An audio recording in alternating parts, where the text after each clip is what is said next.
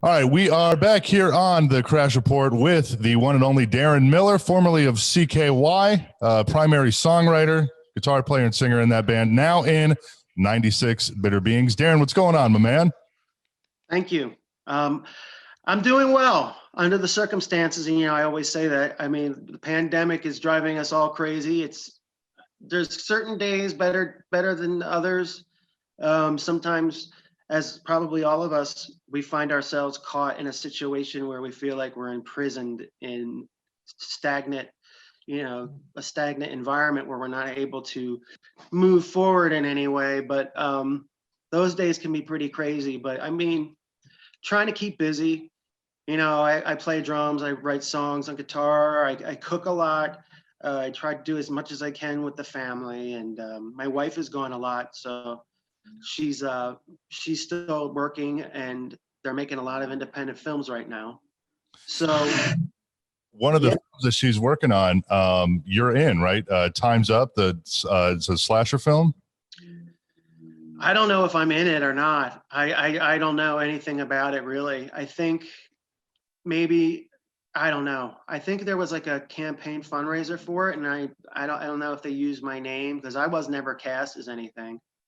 But that's I would have had to go to Maine anyway, and I can't do that with three preteen age kids here. Well, one. Oh, you have 3 kids? Yeah, I do. And they're all preteens? No, well, I got a 15-year-old or 16. I can never get the ages right because they all still seem very young to me. Sure. But Bianca's 16. Lola's 14, I think. No, 13. Okay, Bianca's 15, Lola's 13, and Tommy's 11. Yeah, well, it's interesting because when I was looking up this info about this movie, it said that you were playing yourself, but you were going to be a DJ for like a rock station in the movie. That's not accurate. Oh, wow, that's interesting. In all honesty, I think that they exploited my name to maybe get some people to put money into it. Not like I'm a huge draw for something like that, but I don't know. I really don't know. I mean, Phyllis is in Maine right now filming it. I don't know if they want me to do something later in LA because I'm not going to go to Maine. Right. I'm not going to do that. So I can't do that, and I don't want to do that right now. So, yeah, I never really heard anything about it until 2 days ago, and then you mentioning it right now. And then I think I posted something about it months ago, but I never.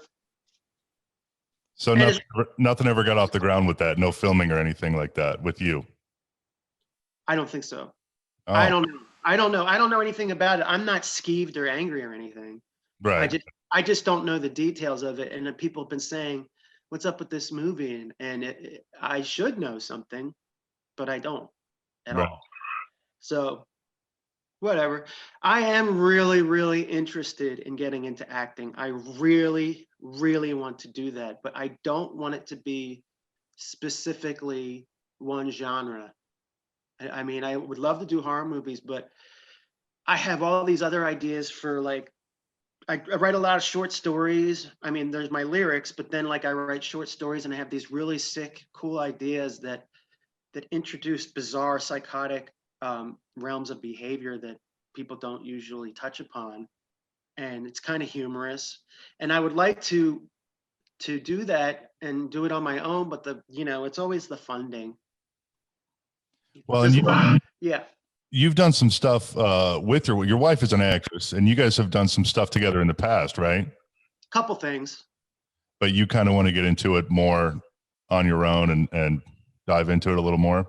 I would love to, because I'm not afraid of it anymore. I used to be really afraid of being in front of a camera. I still get stage fright on stage, but I think to look at it, you wouldn't know that I do. So when you don't care about acting, I think you can do a really good job, because you're not thinking, am I doing a good job? Am I embarrassing myself? What are people thinking? There's 12 people staring at me while I'm doing this.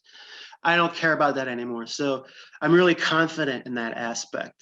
If you watch all the movies I've done, which they're hard to find, but the first one I did, you could tell I don't know shit about acting. And then as they get more closer to being most recent one, you could tell that I'm like more comfortable with it. So now I would love to work on other people's projects if anybody knows anybody out there.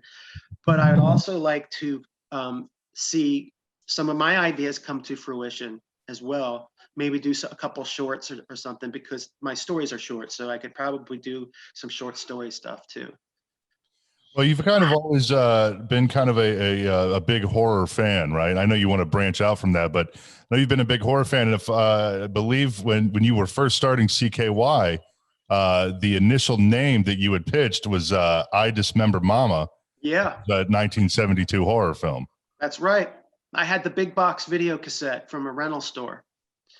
And I hated the movie, but I loved the name. And then it was funny because I read an interview with Kevin Shields from My Bloody Valentine, who said they loved the name, but they hated the movie too. So I just thought that band names were just so lame, especially at the beginning of the millennium of 2K, where, you know, you had like Lit and like The Vines and just stuff that didn't really stand out. So I thought maybe having a movie title would be a great name for a band. But instead of picking a movie that already existed, I just took the phrase "kill yourself," which is offensive, and then "camp" in front of it, which all slasher movies take place in camps, pretty much. And "Camp Kill Yourself," and a lot of people equated that with. Hang on, let me just stop you for a second. I was watching another interview with you earlier today when I was prepping for this, and I noticed in that interview there was a number of vehicles driving very loudly. You just heard one? Yes, I've heard a couple so far since we've been doing this. It's so fucking annoying. You know what it is? It's so we have like I live like in a mountainous region over here. There's a bunch of mountains and trails. My house is on the end, and then you go up the mountains, and there's just so many trails, and people come from all over the state, maybe from different states and part of the country, just to ride these trails. Yeah. And they use their motorbikes, and that's what you hear. They do it at all hours of the day, and it drives me nuts. And then there's also a dead end where people in cars do donuts and fucking fly down that road. And yeah, it's a drag, but always a constant noise, huh? Yeah, plus I play drums during the day, so I'm probably the most inconsiderate person in the neighborhood. Yeah, I noticed that happened like right when the other interview started, and I was like, oh my God, this must be a constant thing. Yeah, probably won't be the last time either. But yeah, as far as the camp stuff, going back to the horror movies, I mean, that has kind of, I guess, followed you throughout your whole career with obviously the name CKY, and then your new band 96 Bitter Beings, and your first album Campaign. So it's kind of, you've kind of always associated that with your projects. Yeah, I mean, Campaign was strange because that album was funded by our fans, and it was through a campaign, and it didn't occur to me right away that word works in two different ways: campaign and campaign. I mean, obviously it's kind of a little corny, but it just works too well to ignore it. So sure. I just would consider the first album self-titled, but I mean, it was through a campaign, and it's pretty much just like, a thanks to all the people that contributed, and it's a reminder of that we had help from our fans to make it, to record it. Well, I got to tell you, when I first heard that album, a lot of people listening to this probably don't realize this, but we work together in the actual music business side of things, and I think it was Ken in your band had he wrote me, and I heard the album, and I seriously, I was just blown away. I mean, it's such a good album. I was listening to it today. I listen to it quite frequently. Thank you. Awesome. And what is the status on album number 2? It's very different from the first one. The first one was kind of like, I always say, it was like a Whitman sampler, a candy sampler. It's kind of like each song is a sample of all the things that we want to try in the future. Like Still Unstable is obviously, the heavier rock side of things. And then Where Were You is kind of like the mellow, My Bloody Valentine shoegazer type style that I'm influenced by, that you can hear with a lot of stuff I've done in the past. And there's the ballad, the ballad at the end of the album, and that breaks into a really, really cool Sabbathy part, kind of like Sarah's Mask or something like that. And then there's a cover. There was we reunited Matty J and Rob Murray Valino, who played drums on a lot of CKY stuff. So they played drums, and Matty J played bass, and it was kind of like a reunion. I played guitar and sang, and so there was that. Like, each song represents a different thing. There's an instrumental that I've always wanted to do. We have instrumentals on Carver City, that like Fisherman's Wharf and stuff. So I did what I always wanted to do, and I took samples from horror movies and other John Waters movies and stuff, and I put it in the on the instrumental song, Cavalcade of Perversion. And I really dig that. I thought that was really cool. Yeah, But I like that one a lot.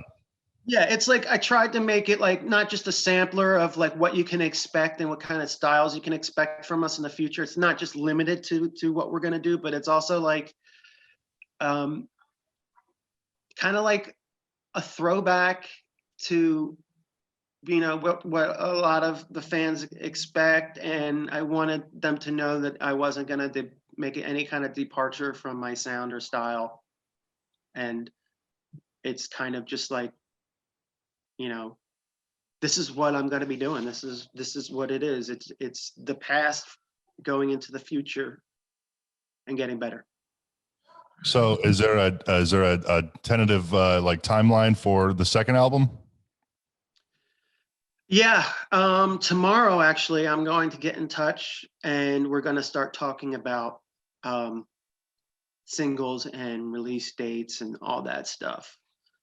So yeah, we wanted to wait till the holiday was over and start thinking about, planning how the best and most innovative way. I want to do something innovative in releasing it. I don't want to do the same old shit that bands are doing, because I don't think it works that well. I don't think it works great.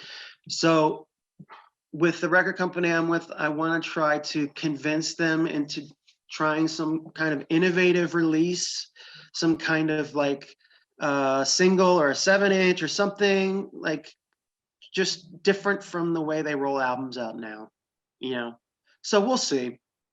And not just like with music and stuff, but I'm also like, I like to get creative in the aspect of how do you put yourself out there? How can you do things and get word of mouth? Because word of mouth, regardless of social media, word of mouth is still the strongest way to promote music.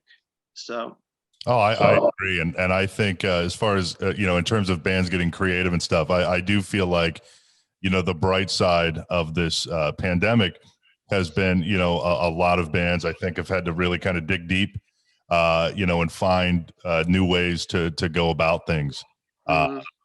And people seem to be receptive of that and appreciative of that. Right. Yeah, I mean, I've been doing a lot of podcasts, and me and Matty J do one every Sunday, actually. We call it Smonday because he's in Finland, where it's Monday and it's Sunday for me. So we mix it up and call it Smonday, but we've been doing it every week. So we always find stuff to talk about. He has a lot of funny stories that I don't remember, and I have a lot of funny stories that he doesn't remember. And we toured a lot together, years. So that's a lot of fun too. But I just think that, just, doing whatever you can. I mean, people have so much other things to think about and worry about. And it's just, I know it's hard, but I think that music, if you are a fan of music, it keeps you alive and it helps. It really does help. It's better than any kind of drug you could take to feel better about stuff. I mean, I've been listening to Anathema. I don't know if it's Anathema, Anathema. I don't know how to pronounce it 25 years later, but I've been listening to them a lot. And just, I like the new Napalm Death record. I've been listening to that a lot. It's fucking amazing. And it just, when you feel like shit because you're trapped in your house and nothing's open, Only thing open is the store and the supermarket down the street. Um, you know, music, movies. That's what I do to pass the time, and it never gets old. So Are you at least the downtime, being able to spend more time with your kids and your wife and all that? yeah, I mean, I've always been able. Mike, I'm home. I'm a homebody pretty much. I might go out maybe 2 or 3 times a week for the whole day, maybe less, maybe 2 times, and the rest of the time I'm home with them. So you'd think by now I'd be wanting to strangle them, but no. I mean, if we're not together, we're in separate parts of the house, but it never gets old hanging out with my kids, and they're really good kids. They're doing really good in school. My daughter has a 4.25 grade point average. Oh, wow. My other daughter has a 4.0, and my son has about getting close to a 4.0. So Are they going to school like in person, or are they doing virtual online stuff? it's all virtual. Is it all, are they shut down? Because over here, I live in Ohio, and there's a few schools that are still open. Most are closed, but some are still open. I think California, as far as I know, is the worst. We are still fully closed. Restaurants, movie theaters, Magic Mountain. I'm 5 minutes from Magic Mountain. I always have a year pass, and it's not open. We can't even use our swimming pool, our community pool, because everything is so shut down. And there's been a lot of cases in the last couple of months, and it just seems like the only things open are the supermarket and the Circle K. That's it does feel like we're hopefully getting towards the end of this thing. I don't know if we're all 3/4 of the way there or whatever, but it does feel like we're finally making some sort of progress. I hope so. There's been talk of tours going on later this year, and I think even Live Nation is they are preparing for full capacity shows this summer. That would be fantastic. I'm worried about like the protocol regarding like the vaccinations. Like, are they going to divide us into, if you take the vaccination, you can go wherever you want, but if you don't, you have to stay home? Because I'm worried that since this vaccination hasn't been through the FDA for the allotted 12 years that it's supposed to, we don't know what kind of effect it's going to have on us in the future. So it's kind of like, take this vaccine and risk what might damage it do to you, but be free, or don't take the vaccine and stay at home and not be able to contribute or participate in public events. So it's like kind of freaking me out. Live Nation's policy as of now, I believe, is that you have to either A, have the vaccine to be admitted, or B, you have to have a negative test. I want to say like within 3 days from the event. But that seems, I get what they're doing, but that seems to me extremely difficult to enforce. Well, does that go for the audience or for the bands, for the artists? For the audience. For the audience. Yeah. I lost you there for a second. Yeah. For the audience. I'm sure they have some sort of, restrictions in place for the bands too, but yeah, that's the policy. Either have the vaccine or a negative test within 3 days, but that seems extremely difficult to police, in my opinion. Mm-hmm. Yeah. I mean, are they going to test you right there and then, or are you going to have to bring a note from a doctor or something? I guess it's going to be some app. Right. Okay. Yeah. Where they don't show any of your medical records or anything, but it's just the results of the test or that you were vaccinated. And they're going to find a way. People are going to find a way to duplicate or fake their vaccination. And of course. Yeah, I mean, it's inevitable. Yeah, it's stupid. There's going to be. It's not going to really work. But our drummer got it, and he had no symptoms except couldn't smell or eat, couldn't taste, and that was it. Yeah, that seems to be like the number one symptom. I know quite a few people that have had it that they weren't sick. They just had, you know, a loss of smell and taste. Mm-hmm. Yeah, so it's kind of like weird. Like I know a lot of people that have had it too, and like it varies between how bad it is between people, but it usually, you know, a lot of people say it's not really much worse than the flu. So, I mean, I think it's towards like kids and the elderly. I think it's really bad. So, I mean, my grandmother's 100 and she's sitting in an old folks home. We're not even allowed to see her. You know, we have to wave. Well, I don't go over there, but they have to wave through to her through a window. And her 100th birthday party, she spent alone in her room. And it's just like, I don't even think she understood what was going on. She's like, where is everybody? You know, it just to turn 100 in a old folks home when you have a huge family that wants to celebrate with you and you can't do anything but wave to you from the outside, can't talk or anything. Yeah, but a great grandmother in there. It's actually, would it be my great or great great? I don't know. Great whatever. She'll be 101 in February or March. And earlier this year, yeah, they had to do like a parade where you just kind of they took all like the nursing home residents or whatever, and they like sat them outside, and you just would like drive by, you know, drive through the thing and just wave at them, you know. And it's, I mean, it was a nice gesture, I suppose, but They don't know what the hell's going yeah, on. exactly. Exactly. So I'm just very anxious for life to get back to normal. You know, you and me both, Yeah, so we can get back to work. You know. everybody. Yeah, I think everybody does. I mean, a lot of people have been hit hard. A lot of people are moving out of my neighborhood. A lot of people are telling me they're going to move out of the neighborhood. You know, a lot of the kids' friends have left already. And it seems like everybody's going to Texas. And they're leaving California and going to Texas. But I don't know, man. It's such shit. It's such shit. I went into Hollywood and I saw "Welcome to Hollywood," the sign, and underneath it was a bunch of trash and people in tents.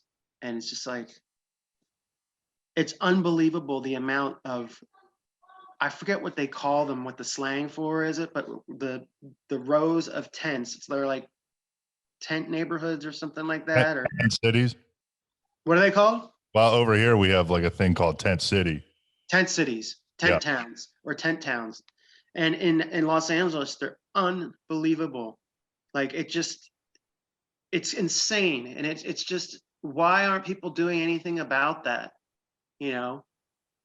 And then you have the celebrities that have way too much money that they can spend, telling people, you know, you got to respect other people and you got to be nice to other people and be, you know, the best person you can be while this is happening. While they're in a mansion, being able to do whatever they want with security who doesn't make them deal with anybody they don't want to. And it's just like you have these actors and celebrities and musicians telling us, people that don't have anywhere near as much as they have, how to behave. Yeah. Well, what do you make of you know, I've heard like a lot of bands especially say that when you know, touring comes back, they don't want to be, you know, in the first round of bands that hit the road, and you know, because of I understand that when touring comes back, I think there still will be a ton of people that will be very hesitant to leave their homes. Um, you know, And then people that will do anything to leave their homes. So I know all about that. Those bands that are like, we don't want to be the first to go out there and do it. I volunteer. I will do it. I will do it. we got to get back out there and make some money. Yeah. Or just, you know, it's not really about money for me. It's the fact that I get to live two lives. I get to be at home and be dad and be a writer and like be by myself and listen to music and then be with the family and do different things. And then when I'm on tour, I get a break from being at home and just have a great time sleeping in the back of a van on top of pillowcases. I sleep in such weird positions. It's bizarre. I'm able to sleep on like boxes and just with my one foot in the air. It's crazy. So I'm much more comfortable touring with these guys than I ever was in a bus with a big budget with the other guys. So I'm actually, that last tour this year, or last year, 2020, was probably the first time I ever had fun throughout an entire tour. Well, what about when you were in CKY and you guys did some shows with Guns N' Roses early on? I mean, that had to be fucking mind blowing. It was mind blowing because of the opportunity, and it was like, whoa, like holy shit. But it really wasn't all that fun. I think it was more about, this is an amazing opportunity, you know, like we're getting a lot of people finding out about us because of this. But I wouldn't say it was much fun, because it was very intimidating every night, not being with the, not having to deal with Guns N' Roses because they were great. It was intimidating being in front of Guns N' Roses audience, who every night is a group of people that haven't seen Axl in years. They don't want to sit and watch some opening band. So yeah, I mean, the heckling and the stuff is just, it was a good lesson in how to ignore heckling. Although I learned, you know, just to say, that's funny, you know, here's our next song. Good one, buddy, that's our next song. But, you know, some people in the band didn't take it too well, and it's just, they lost their cool and throwing guitars out into the audience and shit. What was your reaction on the first show that was supposed to happen in Vancouver when it didn't happen? What was, I mean, you had to be like so upset. I mean, here's the opportunity of a lifetime, and you're, what was it, 20, 30 minutes away from it actually happening, and then just, it's gone just like that. Well, we had 2 shows left in California. One was San Diego, and I think one was Anaheim. And we got chosen 3 days before we were supposed to start. So we had to cancel the 2 dates in California and haul ass up to Canada. We waited at customs for hours, going through all the Canadian customs shit, which is great. They should be stopping people and making sure they're letting decent people into their country. That makes sense. But it did take overly long. It was a little unnecessary, as usually it is when going into Canada as a band. But we go through all of that, get to the venue late. We're told, you guys go on in 15 minutes. We're like struggling to find everything, make sure everything's right. We're totally, you know, crazy. And then it's just canceled. And there was a huge riot. They thought our bus was Guns N' Roses bus. They were throwing rocks and shit at it. We had to go inside the venue into the bottom of the venue because people were trying to break in through the top floor or the level floor. So we went down into like the basement area. Kurt Loder came down from MTV. He interviewed us about it and never aired it. And we told a good story. I mean, it was like, there was a lot of people saying, we told you so, we told you so. I mean, our record company wasn't very supportive of us going on that tour. Island did not want us to go because they're like, it's not going to show up. It's not going to happen. And you could be somewhere else. And, you know, we weren't getting paid that much. But the next night was different. It did happen. We got to meet everybody. And then from there, I think it was Iowa. Second show was either Iowa or, I don't know, I can't remember, but it was one of the I states or the O states. That show went off, that happened, and it was great. And then from there all the way to Madison Square Garden, sold out. For me to be able to say I played to a sold out Madison Square Garden is one of the coolest fucking things. Oh, that's like every musician's dream. Yeah. And you know, that was pretty much the real, like, holy shit, you know, this place is packed and it's going to be us. And then it's going to be fucking Guns N' Roses in New York City in Madison Square Garden. And that was just insane. That show went off the hook. It was great. Axl would have parties every night after the shows, and he was the one that would come to every single one. We'd see the other band members every once in a while, but I don't think they were very happy. I think it was just kind of like a paycheck for them. But Axl would show up every night at these after parties, and was who was in GNR when you were on tour with them? Because they've had so many lineups, it's hard to keep track. well, the bass player, I want to say Tommy Jensen, but I know that's not his name. Something Tom Jensen or Ronnie Jensen, something like that. He was in another band, but I can't remember what his name is. And then Buckethead was guitar, and Brain was on drums, and then Izzy, I think, was a keyboard player, and then there might have been another guy or two that I don't remember. But yeah, I mean, we saw Buckethead, who was Buckethead off stage too, so that was kind of like off-putting. But Brain, I am a diehard Buckethead fan. I love Buckethead, and I think I think the whole like mystery is just, it's so interesting. And I think it was maybe like a year or two ago he did like a podcast, and it was like the first time he had ever like really came out and started talking. And it's like, man, this guy is just a super interesting guy. But I mean, I remember, you know, reading stories that I think Ozzy offered him a spot in the band or whatever, but he had to get rid of the gimmick and he wouldn't do it. And props to that guy. I mean, I don't know anybody that would say, fuck you, I'm keeping my gimmick, to Ozzy Osbourne. I mean, that guy. no, there's a lot of passionate, creative people out there that want to be the alpha guy in their group. I mean, Jeff Waters of Annihilator was offered a position in Megadeth and turned it down. See, you can't have two alpha guys in a band. It's probably one of the reasons why CKY didn't work, I think, because you clash so much and you create so much that you can't keep doing that. Eventually one is going to destroy the other.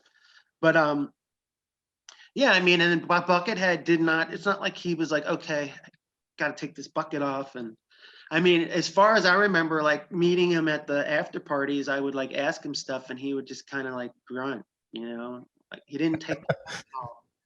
And I was like, okay, I'll just talk to Brain. Hey, what's up? You know, just normal guy, play for Primus, blah, blah, blah. Like, cool. And then there was Axl, who we would talk and laugh about shit. There was a website back in the day called Metal Sludge, and I did an interview, and they were asking, it's a real controversial interview website where they ask you questions and they try to get you in controversial trouble. And they're like, is that Axl's real hair or do you think it's fake? And I said, it's probably real hair, but it might not be his.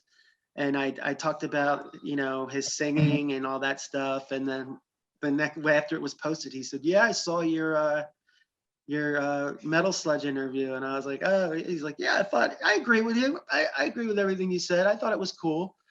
And I was just like, cool. And we would laugh and hang out, and I'd be able to invite, they would give us passes. We were allowed to invite any of our friends backstage, which is really cool. And a lot of my friends from different states would come to the shows and they couldn't believe they were hanging out with Axl Rose. And it was just really easy and really easy going until Philly, when still don't know to this day what happened, but a lot of people say after Madison Square Garden, Axl lost interest in the tour.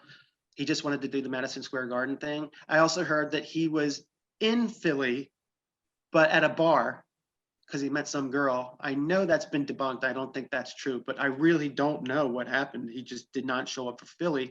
And we got to play in our hometown at the First Union Center. I don't know what it's called now. In Philadelphia, we were playing First Union Center. Our hometown sold out, and we headlined. We ended up headlining because they didn't show up. And I called people. I had family and friends in the audience, and I had to call them and say, get the fuck out of here, because these people are going to go nuts when they find out that there's no Guns N' Roses tonight. And sure enough, they destroyed that $1 million soundboard. They were throwing chairs everywhere. People were getting hurt. I got my family and friends out just in time. And that was the end. That was the end of that. Oh my God. Yeah. That had to be, I mean, especially for that to happen in your hometown. I mean, that had to be, I guess, almost like humiliating in a way, like, holy shit, you know? Not for us. I mean, the way I see it is that not only do I have a bunch of great stories and things to laugh about now, I mean, I was laughing while it was happening, but I mean, just the fact that because of Axl Rose, we got to play at a sold out Madison Square Garden We got to headline our own hometown because he decided not to play to 16,000 people. And I mean, I have these great anecdotes for the rest of my life that very few musicians have, you know, so it's cool. I mean, the Metallica thing, same thing. You know, I mean, I put that a little bit above the Guns N' Roses thing, but the Metallica show was just, it wasn't even something I used to, when I was a kid, I used to know certain things. I knew that I was going to be a musician and that people were going to know who I was. I'd never had any pretensions of like a rock star or being filthy rich or any of that stuff, because most of my favorite bands were not rock stars and were not rich. So I didn't really envy rock stars. But I remember saying it would be nice to meet Kiss and Metallica. That would be really cool. And then it happened when James, you know, Hetfield invited us to play one of 4 San Francisco shows. And because each band member got to pick a band, and James picked us. And for him, my manager came running and she's like, James Hetfield wants to talk to you right now. And I was like, oh my God. And it was like no preparation time. And I go up there and he's like, dude, I just love your fucking riffs, man. It's like they're fucking insane. Like you're really good at what you do. And I was just like, you are saying what I should be saying to you.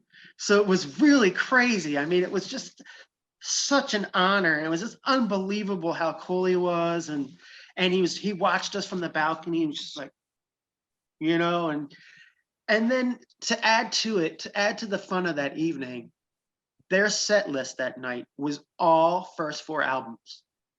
And it was a week or 2 before Saint Anger was coming out. So you had to load and reload. And I think they might have played one new Saint Anger song, and then the rest of it were all my favorite Metallica songs. It was just really coincidental. Battery, Fade to Black, Disposable Heroes, you know, Leper Messiah, Ride the Lightning, Fight Fire with Fire. They played all that shit. 4 Horsemen, Whiplash. And it was like, it was just unbelievable. There's no words to describe when something like that happens. Like when your life had come full circle at that point. Yeah, I just think that it made me believe. I didn't get it right then, and I didn't get it until recently, but it just made me believe that manifestation, passion, manifestation, and karma are one thing, and they're so strong. It's an energy, and you can manifest things and get them to happen. It's not like they're going to just fall in your lap. You have to work towards making these things happen. You do have to do your part.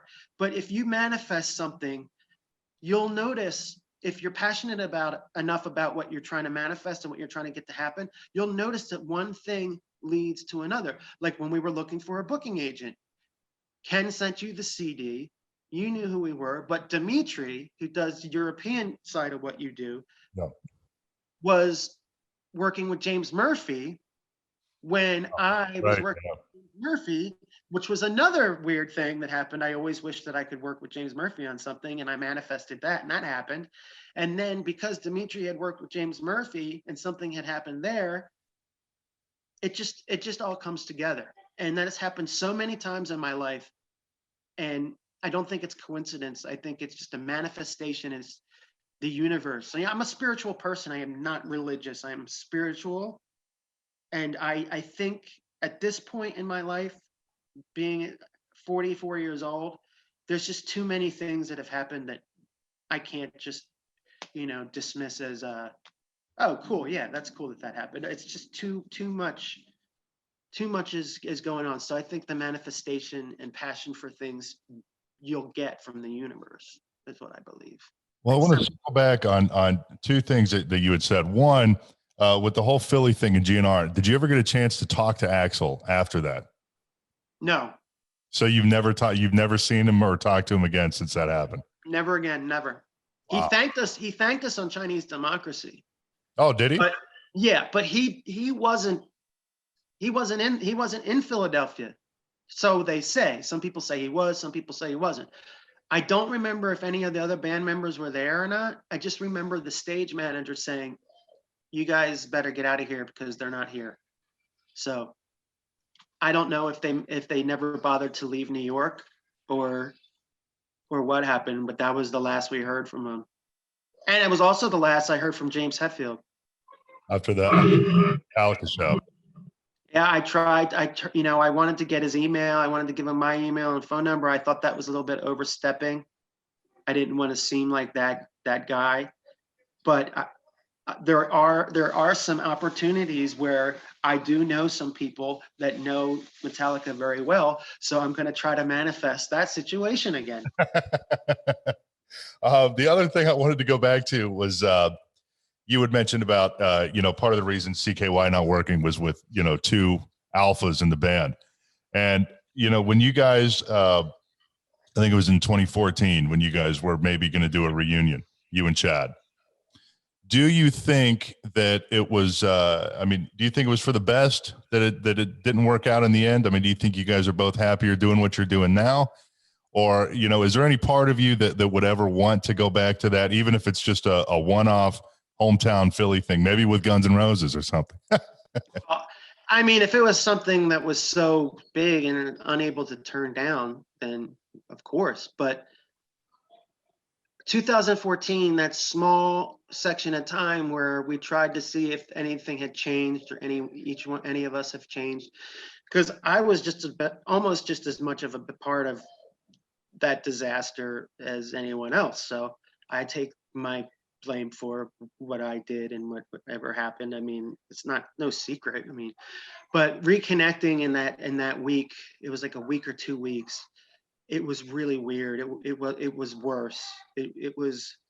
I don't want to get into the details, and I haven't spoken to anybody since. I mean, so we're talking 2014, talking 6 or 7 years. So I haven't spoken to any of those guys in 6 or 7 years. It feels like a lot longer, but no, without confirming the details and how insane it was, I realized that it was over, and I had to say, I'm sorry, but this isn't going to happen. It's not happening. And I would never, first of all, to reunite at this stage would be such a slap in the face to the guys I'm working with now. They've invested 6 years into working with me.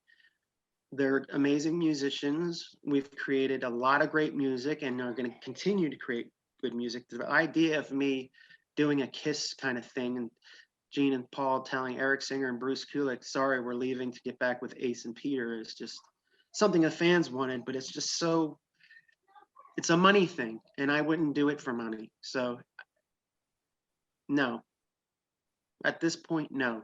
Now watch, something will happen. Yeah, you never say never, but no, because I don't think that anything new would come out of it. I think that it would just be compromised. It would be what I want to do, compromised by someone meddling in it. When usually, we used to be good at working together and compromising, but towards the end, it wasn't good. And I'm working with such great musicians. Tim, Ken, and Sean are just so good at what they do that they play on the albums, they play on the songs. It wasn't like that before. Sometimes we'd have to bring another drummer in, or sometimes, we'd have to do bass ourselves. This new record, Synergy Restored, has been through so much recording and changes. I went in and I did bass on all the songs. Sean snuck in and redid my bass tracks without telling me, but they ended up so much better. Guitars, each one of us, Ken did rhythm guitars, I did rhythm guitars, and then if they both worked, we would use them. If they didn't, he would use his or he would use mine. There's just so much working and reworking to get the sound that we wanted, that the amount of time and creativity spent on both Campaign and Synergy is just more work and more fun than I've ever had. And I listen to those albums almost, Synergy I listen to every single day. And I just love it. I'm so proud of it. I know that it's the best thing I've ever done.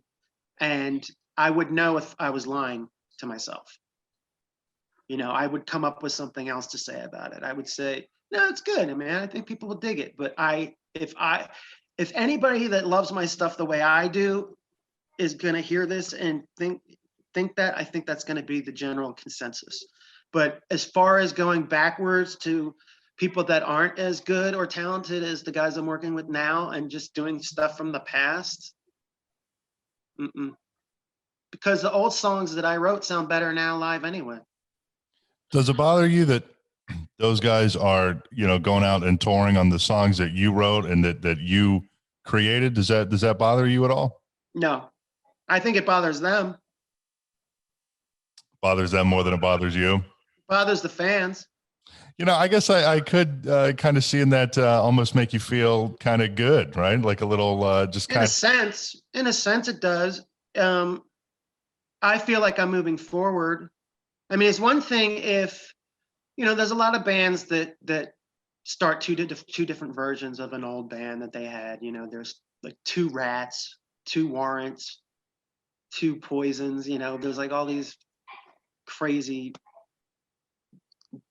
feuds within bands, and they go out and they do their own version of that band. But the thing is that I wrote every single CKY song except for one, which I only wrote half of. So I was involved in every single CKY song. The song Afterworld was the only song that I wrote 50% of. Everything else is 99.8 to 100%. So if I put myself in those shoes and I'm out playing someone else's songs to fans that are staring at me like that know that, I don't know how I'd be able to do it. I don't know why I wouldn't just do something new, which is what I'm doing. Yeah. And I still play those old songs and they sound better than they ever have because my band knows how to play them. Well, I remember when I've only seen 96 Bitter Beings one time, but when you guys played, I mean, you guys played for such a long time. I think it was like a 90-minute set or something. And it seriously was so good. And it was, it was a small club, but it was packed. And I actually, if I recall, I think that the show that I went to in Akron, Ohio was one of the best shows on the tour. I think it was very close to sellout, and it was a really great show. Yeah. And, I told the guys, it was a learning experience. I said before we went on tour, I was like, look, expect this to be grueling, expect some turnouts to be disappointing. I wanted to get them prepared for not just expecting success, just because of what we were doing. I wanted them to expect the failure and to not be humiliated and not let it get them down and make them think that eventually this is going to change. I view this as completely starting over, but with the fortunate circumstance of having a catalog of old songs that these guys can really nail. I mean, they know every song. We could make a different set list every night, and back in the old days, our set list used to be made up of songs that only they could play. I mean, we're on an Answer Can Be Found tour playing one song from the Answer Can Be Found. I mean, that doesn't make any sense because that album is so technically difficult to play. Then it was really disappointing because I wanted to do, All Power to Slaves and a lot of the songs off there. And, I wanted to do As the Tables Turn. I wanted to do The Way You Lived. I wanted to do a lot. We were on the tour for that album. We were supposed to be playing songs from that album and we weren't. And there was always different excuses. We don't have, whatever. But the truth is that we couldn't play them as a band. Now we can. Well, that's great. Well, Deron, what's next? I know we got the new record coming out. Anything else going on in the world of Deron Miller? I'm writing the next record already. I already have a couple songs. Totally. As in you're writing the third album. The third album. Yeah. Trying to get the second one out and writing the third one already. And the third one is different in so many ways. Campaign is like the sampler. That's our first record. Synergy Restored is like a focused rock record. I would compare it to Infiltrate, but more modern, more better written, more mature writing, a lot more fun. Same subject matters. I'm still writing about horror. I'm still writing about weird circumstances that could happen to people and stuff like that. Nothing has changed there except it's gotten a lot better musically. And the next record, I'm hearing more of a direct, like a more progressive, but having the vocals not go off so much and being hooky in the choruses, not having verse chorus, like just stepping out, but not like taking a total left turn, you know. And I want to start doing merchandise. I want to start printing up some vinyl. I know that a lot of people are always asking, where's that merchandise? So I want to get, I'm talking to the merchandising company, and I think it's JSR. And I'm going to start making merch. I want to make some kind of strange things. I know that Kiss has the head on that, you know. They make condoms and all kinds of different shit. But Coffins, caskets, everything, yeah. Yeah, but I mean, it would be cool to have like 96 bitter beans cereal or something, or 96 bitter beans, you know, like, I don't know, just something. But yeah, I mean, I'm sure we'll end up doing like new t-shirts. I got a couple really good artists, Michael Bernard, Travis Smith, working with them, and they're coming up with great designs for the album cover. Then there's a third guy that I'm going to start working with that also we would like to use his art as well, but not just for album covers and back covers and stuff, but also for shirts and merchandise, because a lot of shirts, rock band shirts, are just like, I'm just tired of the skulls, and I'm tired of like the bats and I want to make some different art with like different styles, like maybe a portrait, but it's like fucked up a little bit. Like one of my favorite pieces of CKY art was the comic book poster and the comic book t-shirt. I thought that was unique. For our Australian tour, we had a shirt that was like comic book versions because we were supposed to release a comic book, but it didn't happen. But I want to go back to that. I don't want to do like normal t-shirt, the generic overdone stuff. Yeah, I mean, yeah, like a skull with a cowboy hat on, or you know, like just shit you see, like a skeleton riding a dead horse, like, or you know, like, I don't know, just stuff. I want to break new ground. I have a chance to start over, and we're catching on. We get new people every day. Streams are good, sales are good. I'm always shipping shit out, always, and it's getting bigger. And you know, it's just the start of something new, and we're manifesting it. We all want it. Nobody is unhappy, and we're going for it. And the new record, I think, is going to do that more than the first. The first album was very, very successful beyond my expectations. I really expected no one to really know, to find out about it, and I was wrong. So that was good. Well, like I said, I seriously love the first record. Very excited for the second record. You know, hopefully we can make some touring happen. Yes. Later this year. But Deron, I appreciate you coming on. Thank you for taking the time to do this. Thanks for having me. Yeah, we will be right back on the Crash Report. Hang on. We'll see you next time on the Crash Report. While you wait, make sure to like and subscribe to the show, damn it. Thanks for listening.